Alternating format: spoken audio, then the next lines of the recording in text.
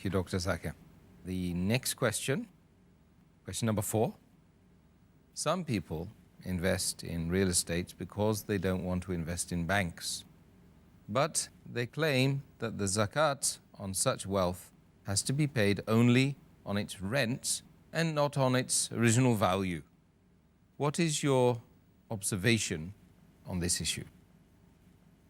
As far as the view of the majority of the scholars is concerned, what they say, that if the land has been purchased for selling, so that you make a profit, then all the scholars unanimously agree that zakat should be paid on it. As we discussed in the last answer, that the moment 1 year is completed, the land that you purchase, zakat has to be paid on it.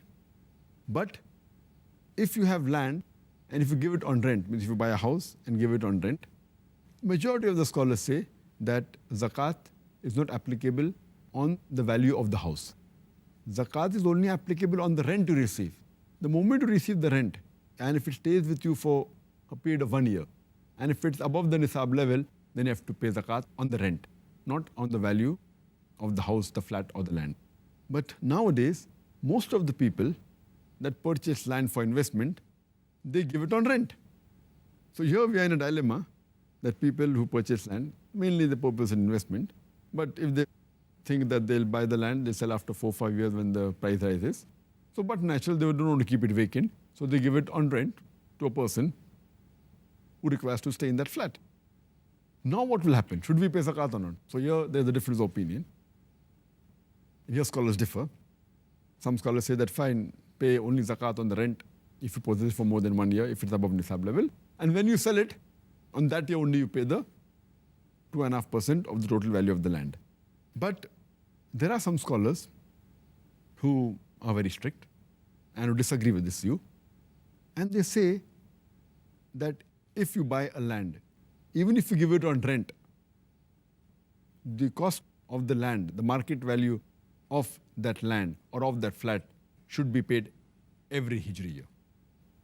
Scholars like Ibn Aqil, they say this.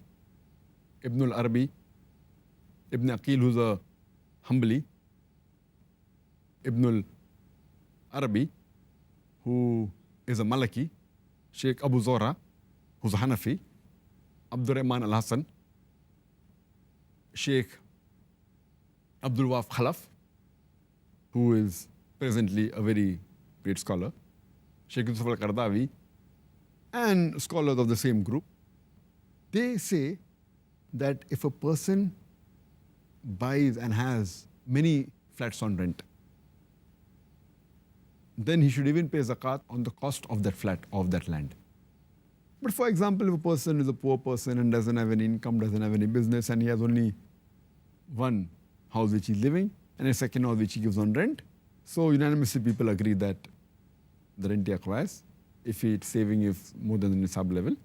But there are many rich people who are landlords and who possess many houses, many flats which they give on rent.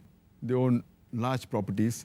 And if we agree with the view of the majority of the scholars that zakat should be only paid on the rent, suppose a person has 100 flats costing hundreds of thousands of dollars, and the rent that he gets, he utilizes what is required for his personal expenses, and before 1 year is over, after he gets the rent, he buys another few flats. So, and if he doesn't have any gold jewelry, that means he will not pay zakat at all. After the 100 flats become 110, 120, 140, maybe he is one of the richest men in the city of Bombay or any city. He may own half the property of the city, half the land in the city. So if you agree that zakat should not be paid, he may be a multi-billionaire, may own half the city, may own 3/4 of the city. He takes rent. When he gets the rent, before it becomes 1 year, he utilizes what he wants. Then he buys new land. And if zakat is not there on land, which is given on rent, he will keep on getting richer and richer and richer without paying a single dollar as zakat. So therefore, I agree more with the minority group of scholars like Ibn al-Arabi, Ibn Aqil, Sheikh Abu Zohra, Sheikh Yusuf al-Qaradawi, and the likes of these scholars who say that if a person possesses a large amount of land and many houses giving on rent, then zakat should be even paid on the cost price of the land of the flat. Whatever is the present value of that land or of that house, he has to pay 2.5% zakat every Hijri year. I agree more with these type of scholars. And anyway, even if it's not required and a person pays extra, Allah won't question you. Surely you will get sawab for that. Even if you give a sadaqah, you will get sawab.